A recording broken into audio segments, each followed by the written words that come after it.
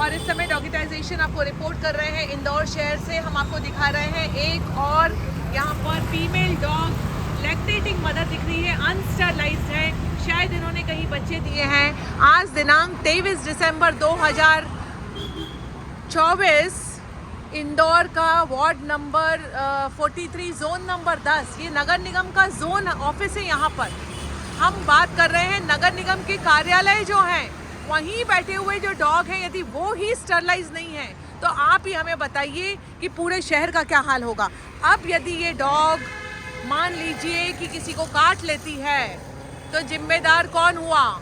क्या डॉग जिम्मेदार हुआ, या डॉग को खाना खिलाने वाला जिम्मेदार हुआ, या सिस्टम जिम्मेदार हुआ? क्योंकि सिस्टम ने तो जोन में बैठे हुए अधिकारियों तक को अवेयर नहीं करा कि यदि कटे हुए कान का कुत्ता नहीं है मतलब उसकी नसबंदी नहीं हुई है। किसी को कोई परवाह नहीं पड़ रही है यदि इनका ऑपरेशन होता है या नहीं होता है। ये यदि 6 बच्चे देती है तो इसके बाद इसके बच्चे किसी डॉग को काटते हैं, किसी इंसान को काटते हैं।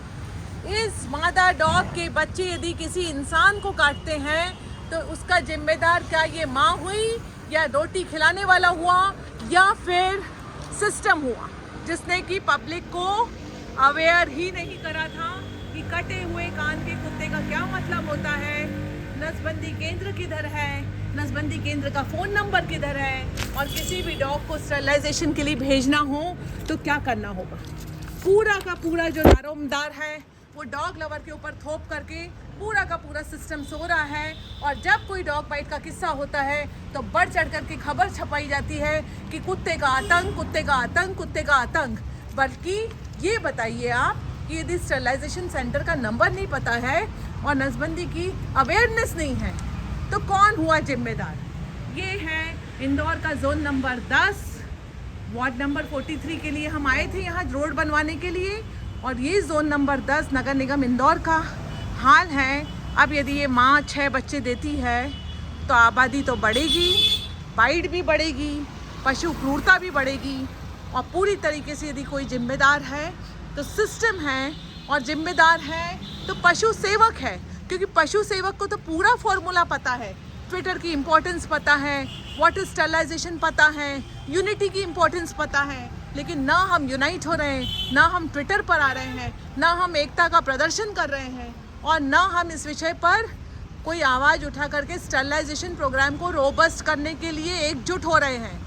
आखिर डॉग लवर्स भी नागरिक हैं, डॉग लवर्स भी वोटर्स हैं। यदि डॉग लवर्स चाहते तो एकजुट होकर के एक बार सिस्टम के पास जाकर के बोल सकते थे कि भैया कुत्ता नसबंदी केंद्र का नंबर तो ईजी कर दो।